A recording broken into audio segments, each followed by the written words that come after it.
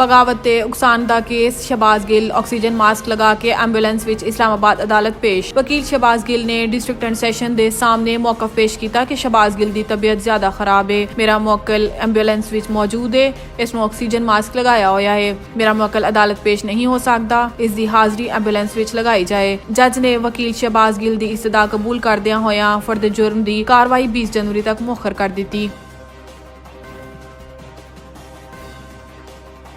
वजीर आला पंजाब परवेज जिलाही दा गुजरावाला मैडिकल कॉलेज टीचिंग अस्पताल का इफ्तिताह करदिया होया कहना सी कि गवर्नर पंजाब का एतमाद का वोट लैन का हुक्म गैर कानूनी है।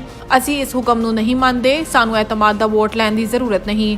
परवेज जिलाही का मजीद कहना सी कि इमरान खान और PTI दे बाकी रहनुमावां नूं मुहतात बयानबाजी करनी चाहिए है। गैर जिम्मेदाराना गुफ्तगू PTI दे नाल मुस्लिम लीग काफ नूं भी नुकसान पहुंचा रही है। परवेज जिलाही का कहना सी कि PTI कोई भी 25 तारीख याद रखनी चाहिए है। 25 तारीख नूं PTI दियां जबाना बाहर निकलियां होईयां ते सांस फुलिया होया सी। परवेज जिलाही ने एक बारी फिर बुजदार हुकूमत नूं तनकीद दा निशाना बनाया। परवेज जिलाही का कहना सी कि बुजदार हुकूमत अगर अवाम दी खिदमत ते फलाही अवामी मनसूबे करदी ते अज ए दिन वेखण नूं ना पैंदे।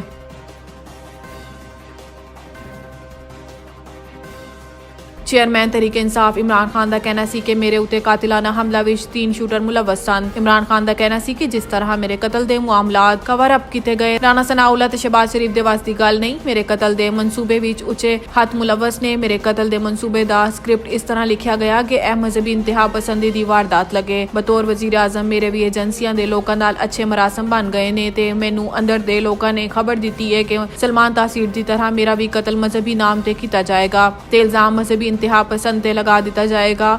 इमरान खान का मजीद कहना सी कि इस वक्त मुल्क विच जंगल दा कानून लागू है। अगर असी मुल्क विच जंग दा कानून खत्म ना कर सके ते मुल्क पाकिस्तान दा कोई मुस्तकबिल नहीं। चेयरमैन PTI का कहना सी कि सब तो पहला रजीम चिट दी साजिश सी। इस साजिश विच कौन कौन मुलविस सी मैनू चंगी तरह मालूम है। मैनू वजारत उज़मा दी सीट तो हटान वास्ते किस तरह पैसा पानी ते वहाया गया, किसी तरह अमरीकी सफारत खाने विच मेरे मैंबर्स नू बुला के लोटा बनाया गया, किस तरह एक आदमी ने हुकूमत खत्म करने का फैसला किया गया, सब मालूम है। इमरान खान का मजीद कहना सी कि मेरे खिलाफ 50-60 या इस तों भी ज्यादा झूठे केसेस बनाए गए ने। मैनू नाअहल करन दी भी साजिश की जा रही है। आज सोशल मीडिया का जमाना है, लोगों की आवाज़ दबाना मुश्किल हो चुका है।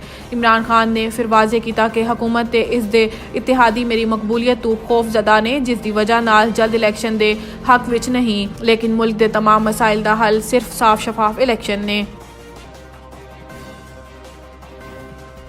चेयरमैन पीपल्स पार्टी बिलावल भुट्टो जरदारी दा मजलिस आमला इजलास तो बाद पार्टी रहनुमावां नाल गुफ्तगू करदियां कहना सी कि पीपल्स पार्टी जमहूरी पार्टी है। जमहूरीयत नूं मजबूत करन वास्ते हर कोशिश की जाएगी। पीपल्स पार्टी ने अगर वक्त तो पहलों जल्द इलैक्शन की मुखालफत की है ते अगर किसी ने इलैक्शन लेट करवाने की कोशिश की ते असी इस दी भी मुखालफत करांगे। वक्त इलैक्शन होने नाल ही जमहूरीयत मजबूत होएगी। वक्त तो पहले इलैक्शन या वक्त तो बाद इलैक्शन दोनों सूरत हाल विच नुकसान जमहूरीयत दा है। जमहूरीयत नूं नुकसान पहुंचाने वाली किसी भी ताकत दे पीपल्स पार्टी मुखालफत करेगी। वजीर आजम पाकिस्तान शहबाज शरीफ ने हज़ारा इलैक्ट्रिक सप्लाई कंपनी दे कयाम दी तकरीब विच खिताब करदियां कहना सी कि चीन दे वजीर आजम दा IMF दी सैकटरी नूं कहना सी कि पाकिस्तान साडा दोस्त ते पड़ोसी मुल्क नहीं, साडा भाई है। चीन हर मुश्किल विच पाकिस्तान दे नाल खड़ा है ते IMF नूं भी पाकिस्तान दी मदद करनी चाहिए। शहबाज शरीफ ने कहना सी कि इस तरह की गल घर दा फर्द ही कर सकता है। चीन साडा भाई मुल्क है जिसने पाकिस्तान दी हर मुश्किल घड़ी विच मदद की है। अमरीका दे नाल नाल सऊदी अरब, तुर्की, UAE, कतर ने अरबां डॉलर मदद की थी, लेकिन एक शख्स ने भाई मुमालिक नूं नाराज किया। शहबाज शरीफ का कहना सी कि वजीर आजम होने दे नाते मैं मुल्की राज तुहाडे सामने नहीं रख सकदा, वरना इमरान नियाजी दे मुल्क दुश्मन इकदामात ते पड़ोसी मुमालिक नूं नाराज करन दे राज सामने रखा ते लोग हैरान परेशान हो जाएंगे। शहबाज शरीफ का मजीद कहना सी कि जनरल बाजवा ते सारी फौज ने जिस तरह इमरान खान नूं हुकूमत विच लाए ते जिस तरह इसनूं कामयाब करन लई हर कोशिश की, इस दी मिसाल नहीं मिलती, लेकिन नाअहल ते निकम्मा शख्स हर मदद के बावजूद कामयाब नहीं हो सका। शहबाज शरीफ का कहना सी कि चीन दे वजीर आजम नाल पौना घंटा फोन ते गल हुई। इमरान नियाजी ने चीनी कंपनियां ते करप्शन के इल्जामात लाए। CPEC मनसूबे नूं तबाह बर्बाद कर दिता, लेकिन मेरा चीन दे दौरे विच काफ़ी बर्फ पिघल चुकी है। इंशाअल्लाह जल्द CPEC दा मनसूबा तकमील की तरफ जाएगा।